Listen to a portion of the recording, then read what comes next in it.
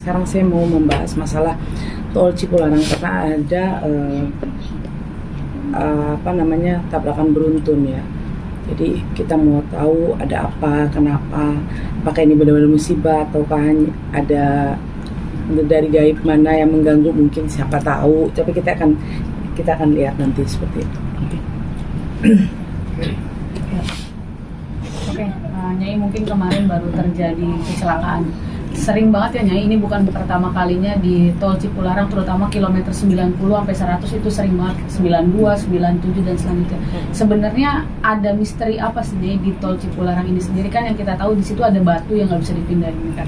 Oke, kalau saya lihat ya di tol Cipularang itu sebenarnya kan di situ ada jalan gaib sebenarnya kan seperti itu. Yang saya lihat seperti itu, ada jalan gaibnya. Itu yang saya lihat. Jadi dari arah itu penyeberangan, jadi ini tol di tengah-tengah perjalanan simpang begini, itu tuh ada jalan gaib sebenarnya. Itu yang saya lihat.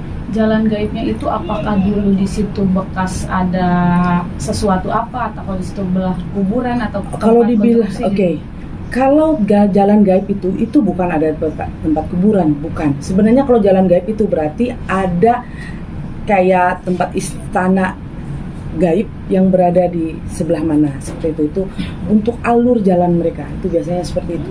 Kayak perlintasan namanya jalan gaib kayak gitu. Ini kan kejadian bukan pertama kali yang tadi saya bilang udah berkali-kali. Apakah di situ misalkan minta tumbal gitu secara mistis nampak? Oke, kalau dibilang minta tumbal secara mistis sih enggak sih, jawaban saya sih enggak ya.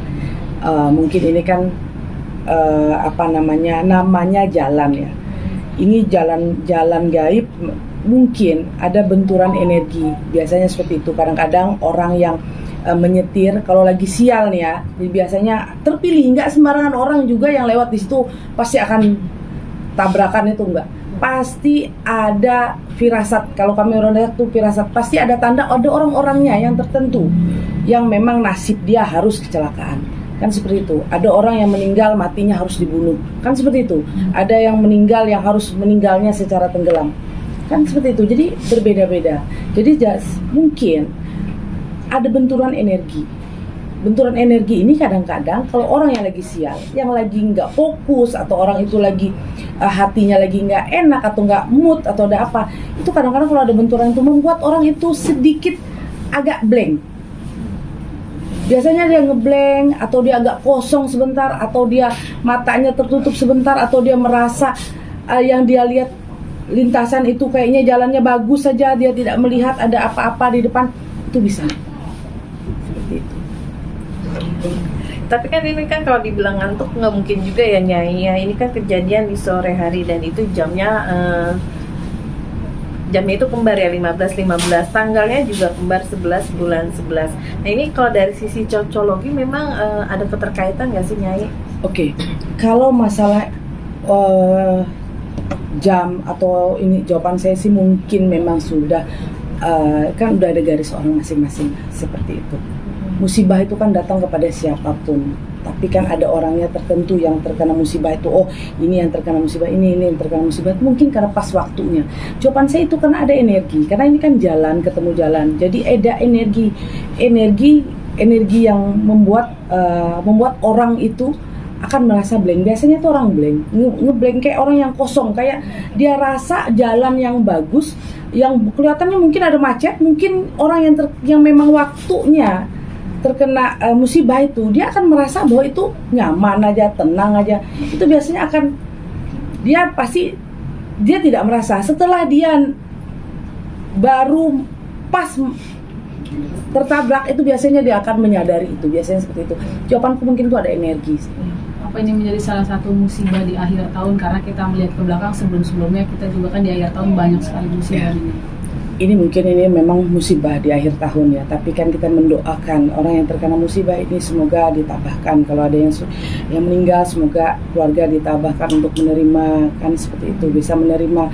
Memang udah takdir bagi yang luka biar cepat sehat, kan seperti itu. Semoga musibah ini selesai lah, sudah, kan seperti itu.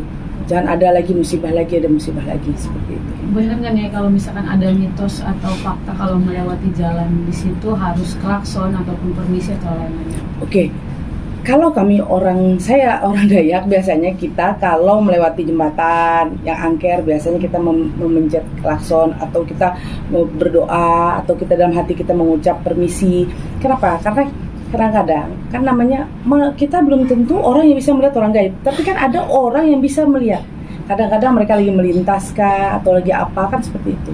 Biasanya kenapa dipencet klakson atau apa, memberi tanda bahwa kita mau lewat, seperti itu. Biasanya mereka akan minggir. Tapi ini kalau untuk nomor atau angka 11 ini sebenarnya memang angka keramat nggak sih kalau dari ini? Oke, kalau dibilang angka keramat sih, jawaban saya sih semua angka itu keramat. Sebenarnya yang keramat itu angka ganjil. 1. Kalau angka 11 itu kan berarti kalau dihitung 2. Kalau angka keramat itu pasti ganjil. 1, 3, 5, 7, seperti itu. 9, 21, 41 itu angka keramat sebenarnya. Kalau bagi orang Chinese kan angka yang ditakutin kan angka 4. Jadi setiap ada ini mereka nggak mau yang ada angka 4, kan seperti itu. Tapi biasanya bagi kita kalau keramat itu biasanya angka ganjil. Tapi jawaban saya ini sih bukan masalah, ini memang sudah musibah dan takdir, kan seperti itu. Ini juga kan ini kan kejadian di kilometer 92 ya. Nah, ini kan kejadian di tanggal 11 bulan 11. Nah, ini di cocologi 9 tambah 2 sama dengan 11. Ini ada kaitan nggak sih, Nyai? 9 tambah 2 sama tambah 2 jadi kan 11. Oke. Berarti kan angka 1 ya. 1. Kalau dihitung orang itu ganjil.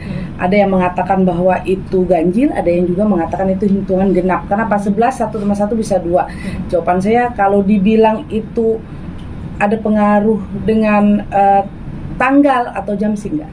Kalau saya bilang begitu, memang udah waktunya. Musibah itu kan kepada siapa aja, kalau udah nasib siapapun kita enggak tahu. Kan seperti itu. Mengenai korban meninggal 1 orang Ya. dengan angka 1, itu ada kaitan nggak, Nyai? Kalau jawaban saya ya Mbak ya, kalau dibilang ini karena ada yang meninggal, ada 1 orang dengan angkanya angka 1. Kalau saya kasih tahu bahwa ini memang sudah nasib orang itu masing-masing, takdir orang itu masing-masing. Ini memang udah jalannya sih. Mungkin setelah ini Nyai sudah hampir di penghujung tahun, menurut Nyai ada musibah apa lagi setelah ini? Oke. Kalau jawaban saya, kalau ada bilang ada musibah, mungkin yang perlu diperhatikan banjir ya. Kalau gunung meletus sudah mulai ya, ada yang meletus. Jawaban saya sih banjir, perlu diperhatikan di akhir tahun itu banjir. Kenapa akan datang hujan yang mungkin yang lumayan deras seperti itu yang diperhatikan. Nanti buat kita peringatan juga ya. Oh ya, buat siapapun yang di pinggir rumahnya di pinggir kali, ya sering harus berhati-hati, kan seperti itu. Berarti kalau ada banjir deras berarti hati-hati ada longsor. Nah, berarti harus berhati-hatilah orang yang di bawah-bawah bukit perbukitan, yang rumahnya itu hati-hatilah. Kan berdoa meminta kepada Tuhan supaya musibah itu tidak terkena kepada kita, kan seperti itu. Berarti kembali lagi ini musibah ya. Musibah kan semua kita kan tidak tahu, semua tuh udah ditentukan oleh yang di atas, kan seperti itu. Nah, ini apakah akan ada kejadian serupa di penghujung tahun atau mungkin ada yang lebih ekstrim ya ini? Enggak sih, saya berdoa enggak. Yang saya lihat juga enggak. Mungkin kalau ada kecelakaan, mungkin kecelakaan yang biasa lah ya. Tapi enggak akan membawa seperti yang terjadi di Tol Cipularang.